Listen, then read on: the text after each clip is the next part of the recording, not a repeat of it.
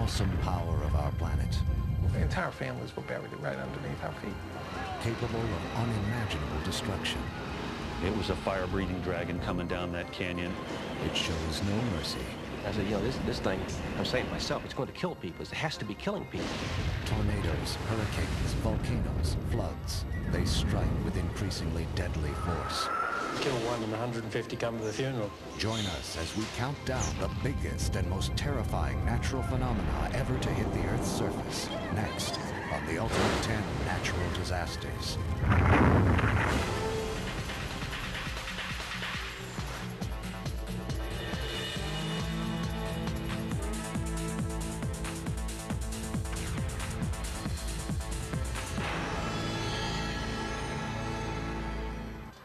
The Great Galveston Hurricane of 1900. The 1906 San Francisco earthquake and fire. These catastrophic events all happened before seismographs and meteorologists. For long-track deadly tornado. It is moving through northern sections of amber. But despite technological advances, Hello? Hello? we still cannot escape Mother Nature's fury. Kicking off our countdown is a cataclysmic event that has continued to this day. The whole top of the mountain was just shivering, shivering, shivering, up and down under your feet.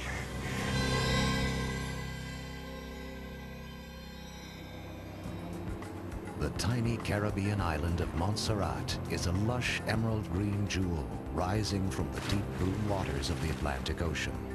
David Lee and his family have lived in this tropical paradise for 20 years. Montserrat is one of the most incredible places in the world, and its people are the sweetest. The climate is beautiful, tropical breezes, and beautiful fruits in Montserrat. But beneath this fertile foliage lies a colony of volcanoes, asleep for centuries. Soufriere Hills volcano was regarded as being dormant because it hadn't erupted in some 400 years.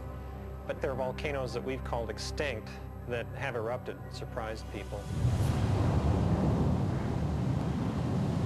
On July 18th, 1995, Soufriere Hills and the entire southern region awoke to an eruptive roar.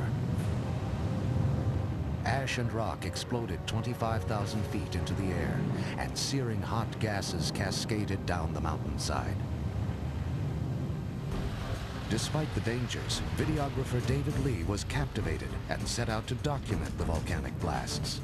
Volcanoes are seductive. They just sort of entice you and lure you to come closer. Don't do this at home. Anybody watching this? Don't be stupid enough to come up here. Do I look scared?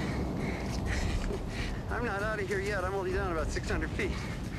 If the whole thing went, wouldn't have a chance up here.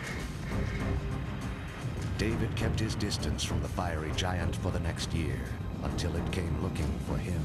I was in town. I was in Plymouth, and my wife called and said, "Are you in town?" I said, "Yeah." And she said, "It looks like the whole mountain has blown up." I jumped in my car, drove out to the main road. It's pitch black there. Pitch black there. And I looked up and I saw this black, it's just like ink, moving across the sky above my head. And I raced and I raced, and I thought maybe I can get to the north before it falls. And we're just gonna miss the edge of it, I hope. Couldn't see anything, couldn't see the lights, the headlights of the car, only the dashboard lights. Stones and rocks and pebbles and everything began to fall on the roof of the car, and I couldn't even hear anymore. And within 52 seconds, it was pitch black. Many of the rocks thrown out, they sailed through the air like ballistic shells. When I try to imagine a scene like this, it gives me the chills. It's a volcanologist's nightmare, but this is what happened at Soufriere. I saw a glimmer of a taillight ahead of me. And fortunately, the guy ahead of me had not stopped, and I said, "Oh, please don't stop," because I thought, what if this went on for a few days? What if it went on for at least a few hours? I could get trapped in here, I could suffocate in here, maybe it would cover my van up. I didn't know what was going to happen. 15 minutes later, David emerged, miraculously spared.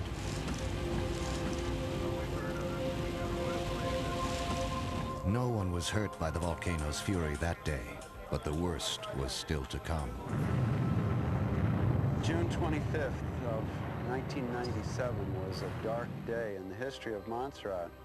This was probably the biggest catastrophe that we've ever experienced, and it really touched almost every family in Montserrat. Today, 2/3 of the island is in ruins. Sadly, of the original 11,000 inhabitants, only about 4,000 remain. The capital city, Plymouth, is abandoned under a blanket of choking volcanic ash, and the eruptions continue like a curse upon the island. No one can forecast when this will end. It could end tomorrow. It may take years and years for it to end. But David Lee and his family are staying. Montserrat with the volcano is still better than any place else in the world, and we'll be here after the last boat leaves. For its relentless destruction, Montserrat's Soufriere Hills volcano erupts at number 10 on our list. In at number 9 is the most chilling disaster to crush the French Alps in more than 90 years. I was just being thrown here and there, and I had no control.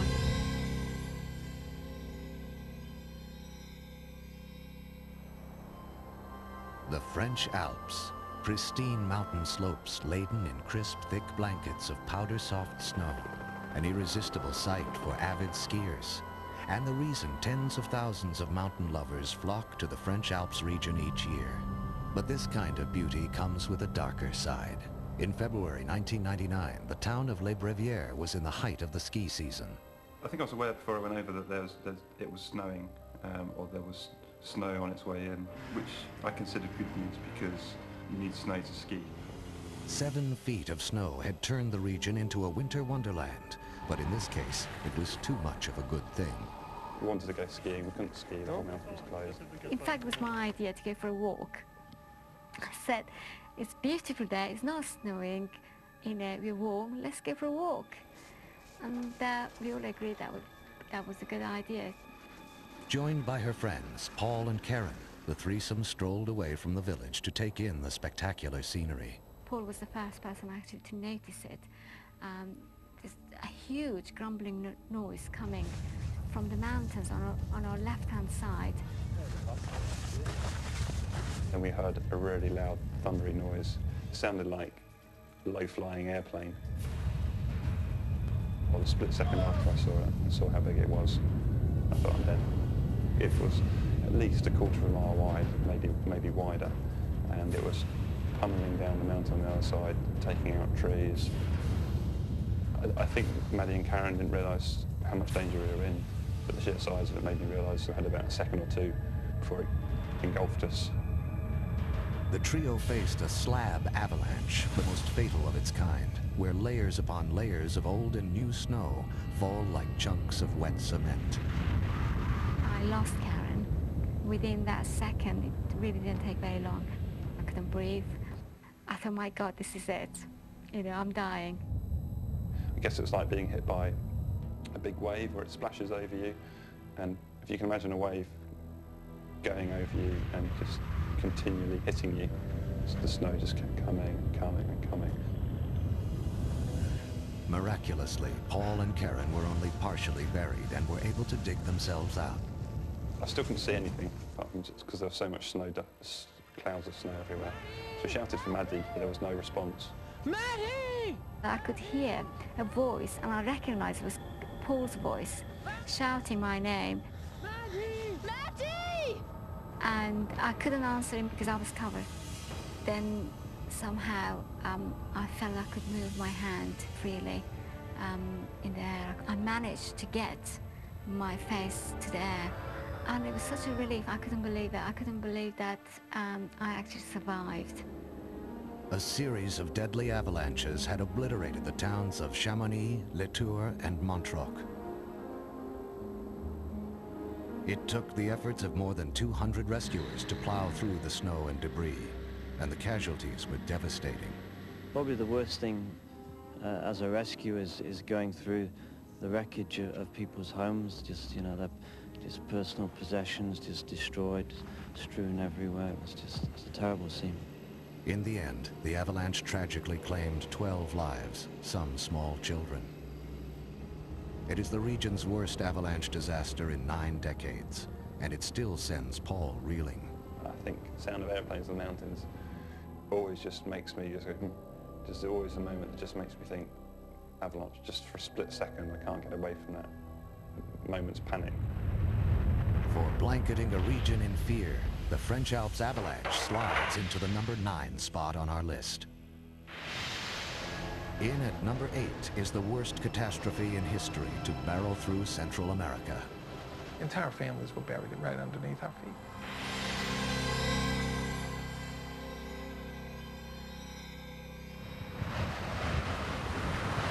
On the evening of October 26, 1998, a hurricane by the name of Mitch was pummeling its way through the Caribbean. Winds topped 180 miles per hour. It had sucked so much moisture out of the Caribbean, the rainfall amounts were incredible. As it headed west, the winds slowed and Hurricane Mitch metamorphosized into a slow, crawling killer. Once it had entered Central America and Honduras and Guatemala, he just sat there and it rained and it rained and it rained. An unusual 40 to 60 inches of rain fell on Honduras in a single week, more than twice the average amount the United States sees in an entire year. Torrents of water and mud surged across the countryside. Within 5 days, the deadly storm had dissipated to a tropical depression, but the damage had already been done. Stunned by the fatal effects on Honduras, New Orleans filmmaker Stephen Scafidi decided to document the tragedy. We pulled up to this location in the heart of Tegucigalpa, which is the capital city, and I noticed all this mud. I'm talking 2-story buildings that were totally under the mud. The cars were overturned and sitting on top of the mud, and there was this peculiar odor when we got there. And I mean, I can still smell it today. It's the smell of death. Widespread flooding throughout the nation washed away entire villages, claiming nearly 11,000 lives. Approximately 1 million people were displaced as the rain ravaged more than 220,000 homes.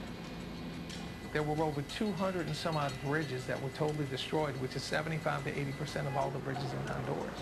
That cut off their complete infrastructure for traveling from one side of the country to the other. Nicaragua, Guatemala, El Salvador, and Belize suffered casualties in the hundreds, but the magnitude of the devastation was greatest in Honduras. Experts believe it will take about 15 years for Honduras to recover. Damages were estimated at a total of $10 billion. For being the most damaging disaster to hit Central America, Hurricane Mitch storms in at number 8 on our list of the ultimate 10 natural disasters. Coming up, the Earth shifts and an entire city is under siege. And rampaging waters burst through a Canadian town.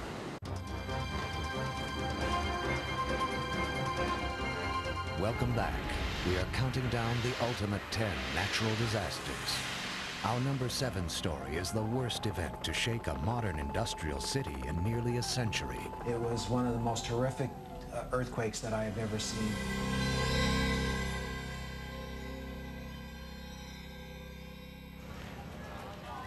In northwestern Turkey lies a thriving industrial city called Izmit, located 56 miles from Istanbul. Izmit is dotted with concrete buildings, supporting the region's flourishing economy. But at 3 a.m. August 17, 1999, a massive earthquake struck Izmit and everything came crashing to a deadly halt. Local resident, 18-year-old Omer Kane, was asleep in her apartment complex when the quake slammed the region. I was woken up by the earthquake and suddenly ran to my mother. The strong, violent shaking lasted for more than 40 seconds, and without warning, their 7-story complex tumbled down around them. The quake sent shockwaves for more than 200 miles. The Izmit earthquake registered a magnitude 7.4 on the Richter scale.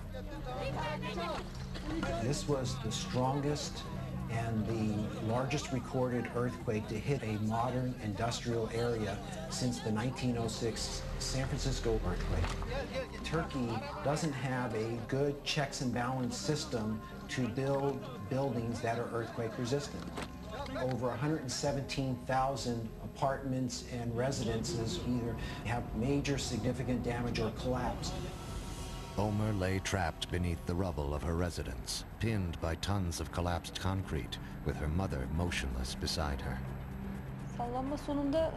I thought about such things like, my mother, is she dead? She didn't make any noise. Or is she just momentarily unconscious?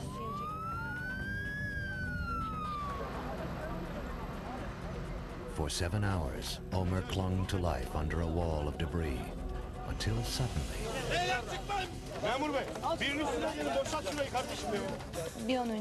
They said, here she is. And then they started talking to me. They said that they will rescue me. The place where they opened a hole was very close to my head, and the light was coming to me. Then I asked for water. Omer's head was at a strained angle. It was clear that her neck was broken. After 8 harrowing hours, Omer is finally freed from her concrete tomb. It is a bittersweet moment as rescuers then discover her mother. I heard voices who said, this woman is dead. They spoke about my mother. I started crying. Omer's mother was among the 17,000 people who died as a result of this cataclysmic event. Today, Omer, much like the city of Izmit, has found the courage to begin anew. I am always developing myself further. My progress never stopped. Then I walked with 2 crutches. Today I managed to walk with 1. I never went a single step back. For being the most destructive earthquake to ever strike Turkey, the Izmit shaking rumbles in at number 7 on our list. Next on our countdown, a Canadian town discovers the terrifying power of flood water. I was thinking, oh my God, it can't happen. It can't happen.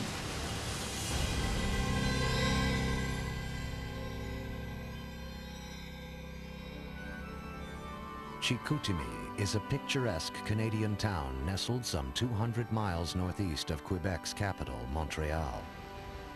The province is surrounded by a maze of beautiful man-made lakes and meandering rivers, which funnel through dams above the town, providing abundant hydroelectric power to the residents. It's been home for sisters Janine and Ghislaine Perron for 50 years. It's dead gorgeous. There are many mountains. It's very beautiful. Chicoutimi is very pleasant to live. We're always sure to run into someone when we go somewhere. July 1996. Summer was in full swing for this town of 30,000. But as the hazy days of summer passed, something ominous loomed on the horizon.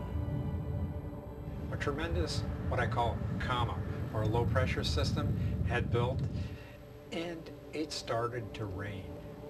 It really rained. On July the 19th and the 20th, more than 12 inches of rain fell over a 36-hour period. The rivers swelled and vast quantities of water poured into the dam located just above the town of Chicoutimi. And all of a sudden, we hit a critical point here where it was beyond the capacity of the engineers to control it any longer. The dikes busted, the great dams overflowed, and it was like a snowball effect. It was like dominoes. A ferocious wall of water tore through the valley.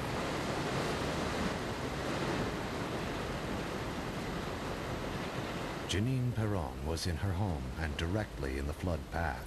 I heard someone screaming in the courtyard. I went to have a look, and I saw the firemen all dressed up. They told me, your house is going to disappear. The water showed no mercy.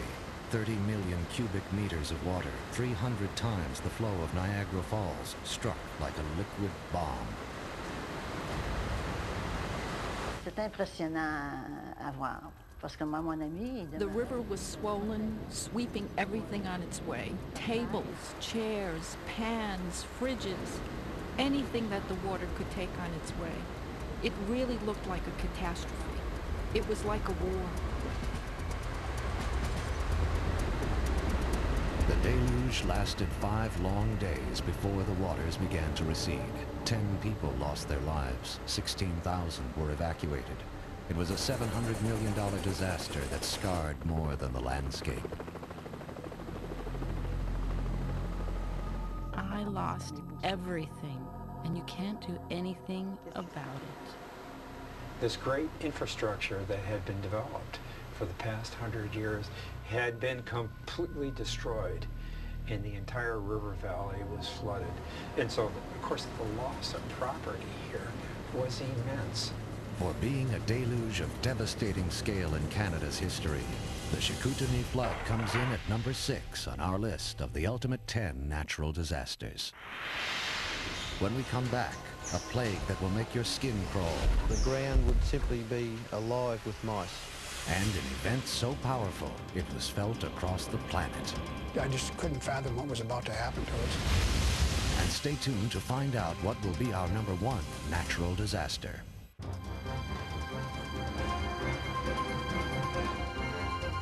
Welcome back. We are halfway through our countdown of the ultimate 10 natural disasters.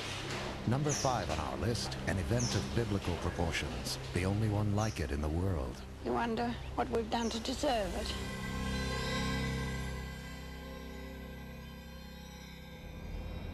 Southern Australia, a sun-dappled stretch of open fields and blue skies. It's the agricultural center of the country.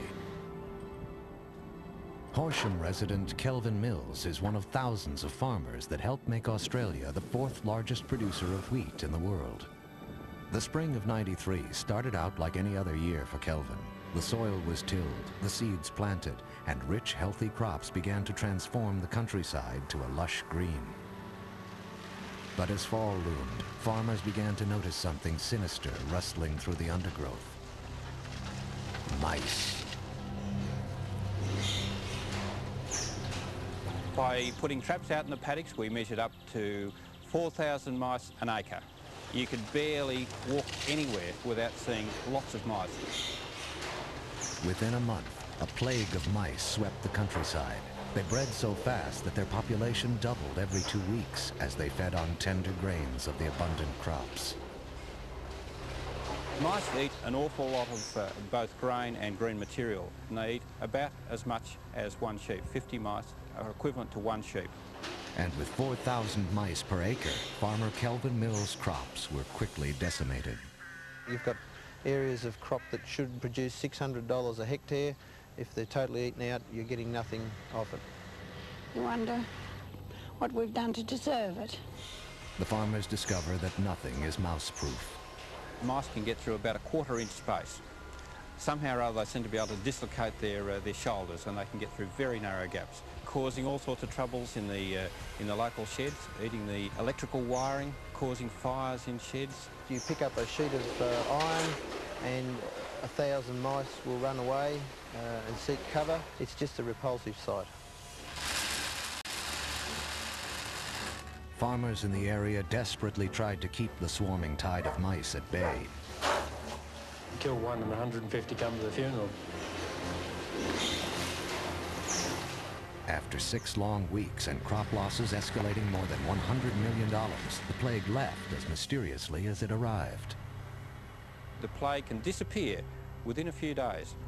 Now, we're not quite sure why. We think there may be some sort of very infectious disease that goes right through the population.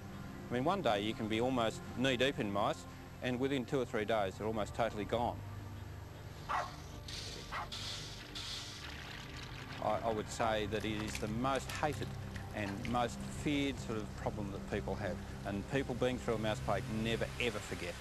For taking a bite out of Australia's agricultural industry, the mouse plague creeps into the number 5 spot on our list. In at number 4, the largest wave to ever hit North America's west coast. There was no way out for what we were going to be experiencing.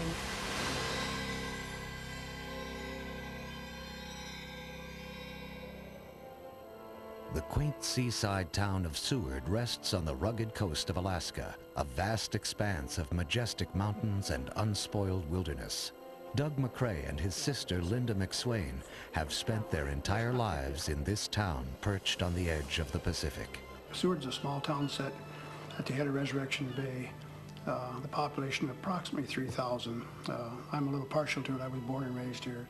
It's a small community, absolutely beautiful little town, beautiful water, beautiful mountains, beautiful air, wonderful people. But deep beneath this region's scenic beauty lies the potential for catastrophe. Alaska is located on the northern portion of the Ring of Fire, and this is where you have lots of earthquake and volcanic activity. At 5:36 p.m., March 24th, 1964, this quiet town was awakened by rumbling in the earth. My sister said, I think there's an earthquake, but just kept getting bigger and bigger and bigger by the second. The ground was froze solid. It was March, and it was cracking like glass, shattered, and cracks going all directions. Another real shaker. Oh God, there's a bouncing around like a ham on a hook here. It was as if the whole house had been, someone had grabbed it and was just shaking it as hard as it could. Alaska had been slammed by a massive 8.2 magnitude earthquake. It was felt as far away as California, 3,000 miles to the south. The ground shaking lasted for over 4 minutes, which is one of the longest earthquakes that's been ever recorded. The area is a major disaster area. When the monster quake finally subsided, leaving an eerie calm in its wake, Doug McCrae knew something was very wrong. There was no water in the bay. Yeah, it was like the lowest tide I'd ever seen in my life. And I remember that more than anything, that where'd the water go? I just couldn't fathom what was about to happen to us. Then, triggered by the quake, a 40-foot wall of water known as a tsunami headed for the bay. When we first saw it, I didn't think there was no chance that we were going to ever survive it. The wave itself was a solid wall, just almost straight up and down. Doug, Linda, and the entire McCrae family scramble for the only high ground available, the roof. I remember we were all down on the roof, on this pitched roof, holding hands. That wave just hit us so hard. The house, you could feel it shuddering, and something was breaking loose. The powerful wave ripped the house clean off its foundation.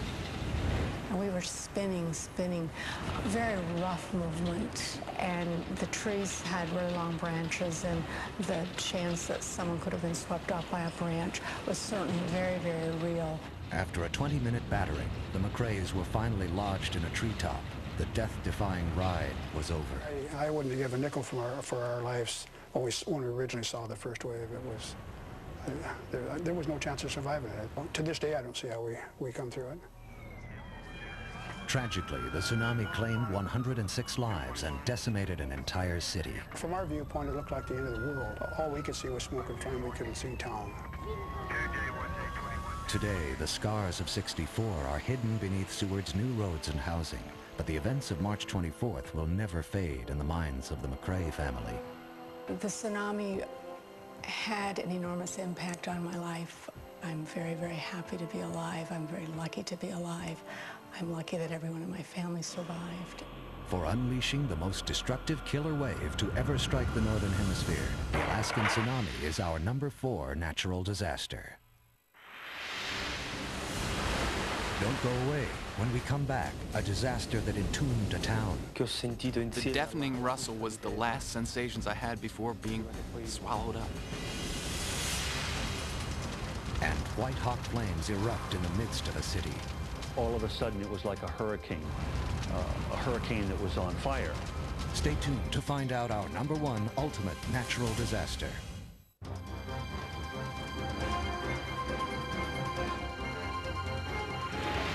Welcome back to the Ultimate 10 Natural Disasters. Next on our countdown, a mud trap that entombed an Italian town. Was really a disaster waiting to happen.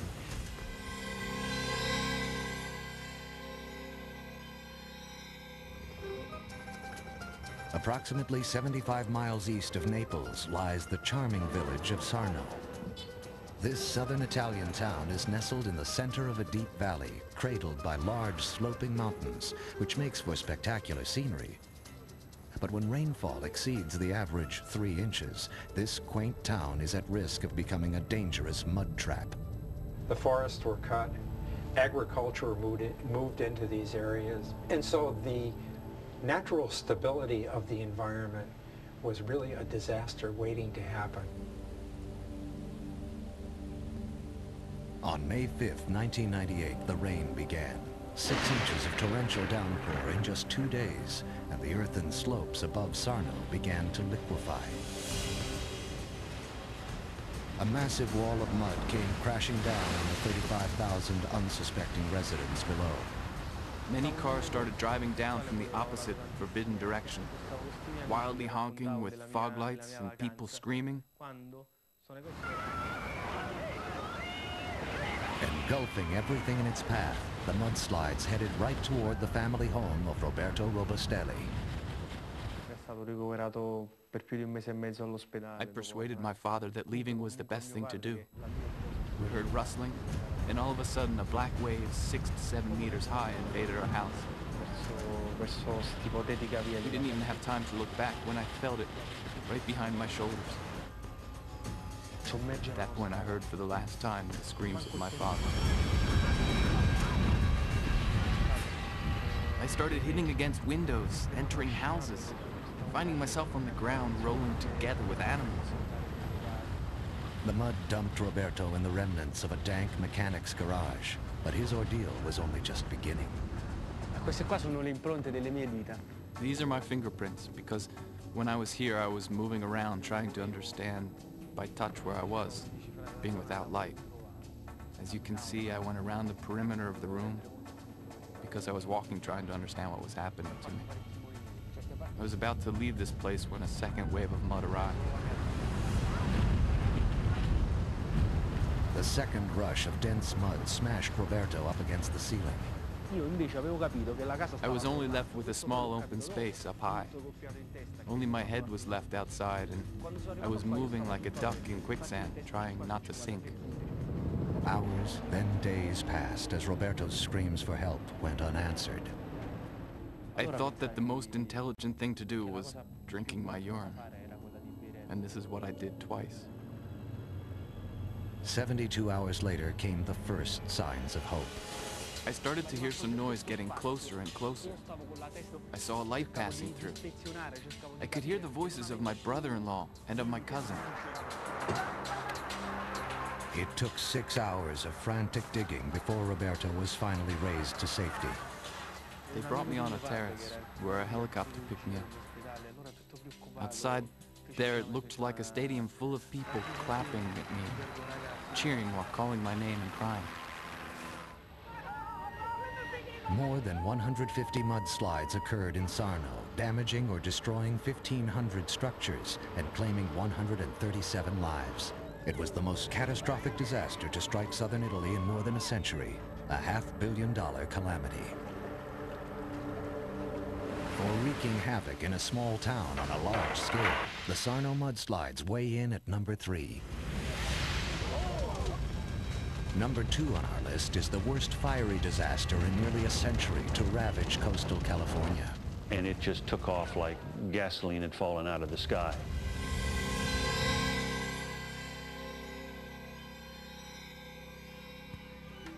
Perched high above the bayside city of Oakland, California, is the exclusive neighborhood of Oakland Hills. Houses are nestled in this lush green hideaway, but its idyllic setting belies a very real risk for residents and firefighters alike. The Oakland Hills area is extremely at risk for fires because of the very nature of the topography of the area. The vegetation and buildings that are so close together, it makes it very difficult to fight fires. This was the case on October 19th, 1991. The warm, dry summer left the area parched and dangerously dry. Reports had come in that a small fire was burning in the hills. Within minutes, it was out of control.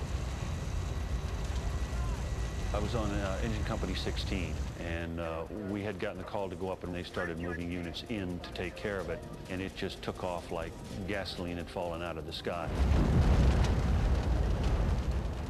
The thick undergrowth burnt with terrifying fury.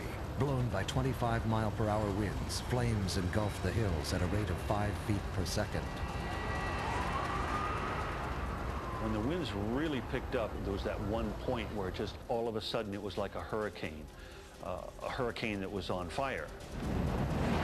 Rosso was sent to protect an apartment complex perilously close to the burning hillside, but he wasn't prepared for the scene that awaited him.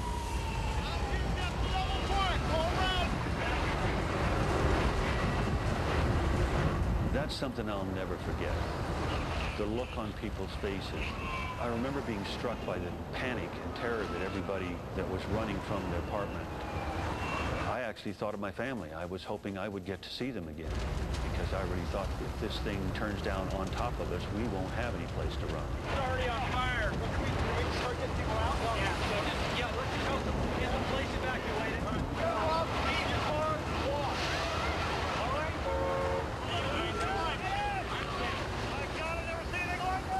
The wind got extremely strong. I mean, it must have been 50 miles an hour because it blew the helmet right off my head. Oakland Hills resident Jan Corwin was unaware of the drama unfolding below until his youngest daughter began to smell smoke. I said, Marissa, I'm sure you're just seeing some smoke from somebody burning something on the barbecue. Don't worry about it. This is when things started to change literally by the second. A large fireball just kind of erupts behind the houses across the street. I just could not believe that. I mean, these flames were 20 to 40 feet in the air. Jan grabbed his 2 daughters and jumped in the car as day darkened ominously around them. Everything that you can see is in flames, and plus it's so dark out now, you have no idea if it's 11 o'clock at night or 11 o'clock in the morning. At this point, we see there's cars on fire, people running, you couldn't see. The gargantuan fire burnt at temperatures in excess of 2,000 degrees, hot enough to boil asphalt and melt glass. Everybody was just screaming and yelling and in a state of fear. I mean, it was pretty chaotic. After more than 30 devastating hours in hellish conditions, firefighter Larry Rosso is finally sent home. The burning embers and sparks that had been blown around, it caused blisters on my eyeballs, and I couldn't fight anymore. But Rosso's fellow firefighters battled on. The fire burnt out of control for 10 hours, consuming 1,500 acres, 3,500 homes, and causing $1.5 billion of damage. But with the dawn of October 20th, the true toll becomes apparent. 25 bodies were recovered. 3 to 5 houses a minute were being burned. That's just hard to comprehend when you stand in your house and you think it would take 20 to 30 seconds and it's gone. I feel fortunate I survived it. My daughter survived it, and we're here today flourishing. The Oakland Hills fire is the deadliest natural disaster to strike the region since the San Francisco quake and fire of 1906, which is why it comes in at number 2 on our list.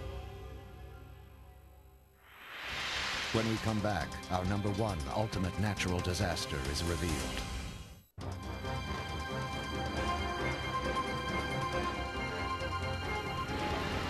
Welcome back to the ultimate 10 natural disasters. From deadly eruptions and hellfires to mice plagues, ferocious winds, and unstoppable rains, we've seen almost every weapon in Mother Nature's arsenal, but we've saved the most awesome of them all to top our list. Our number 1 natural disaster is the most terrifying display of raw power and merciless destruction in recorded history. I'm saying to myself, it's going to kill people. It has to be killing people.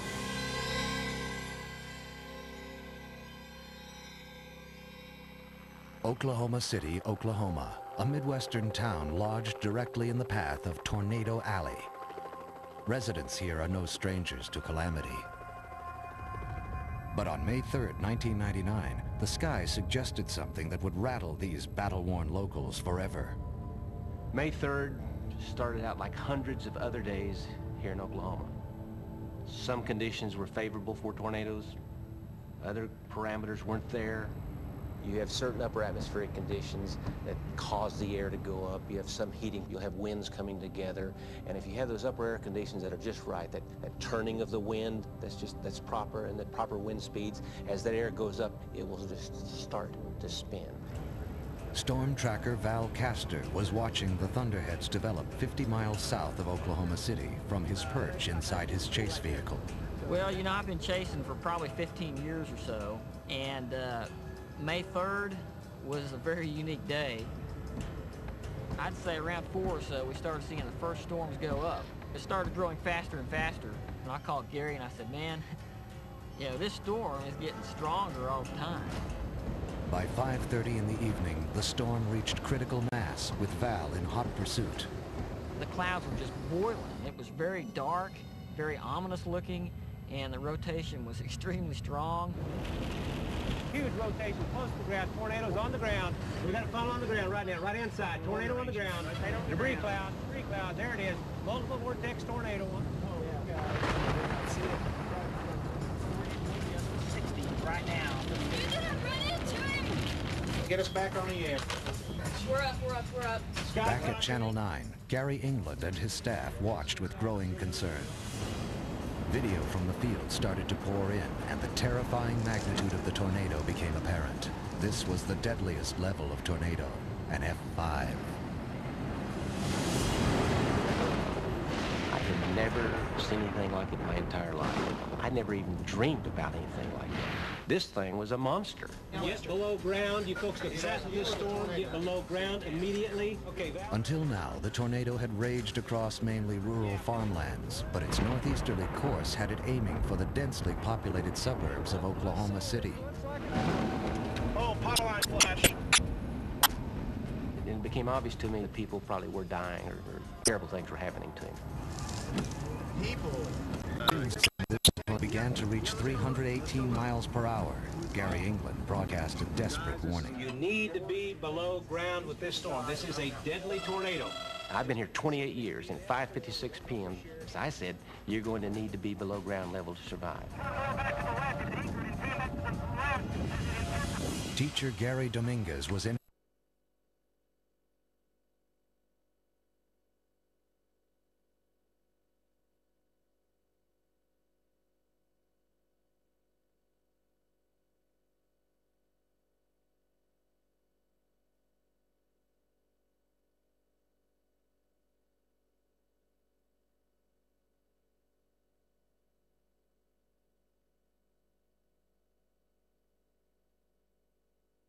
the only safety there was, his bathtub.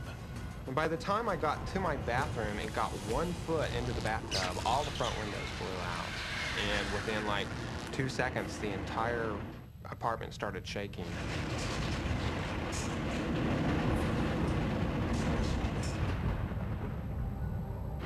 And within a few more seconds, it stopped.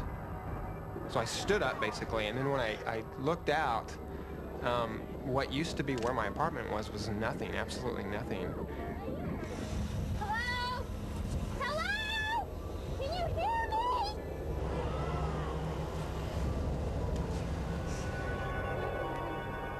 me? 8,000 houses were damaged, some swept clean off their foundations. 46 people lay dead, and 900 more were severely injured. The tornado caused $1 billion in damage, 3 times as much as any previous storm in history. It was the most powerful, most destructive tornado ever recorded.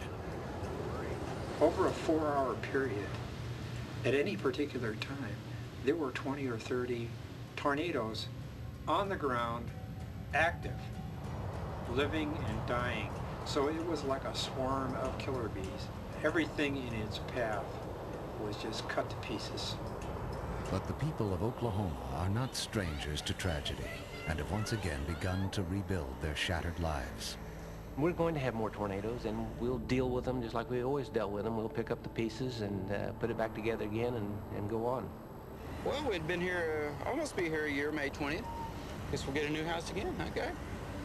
For a tornado this size, going through a major metropolitan area like Oklahoma City, it's amazing that it didn't kill more people. And to me, that's a miracle.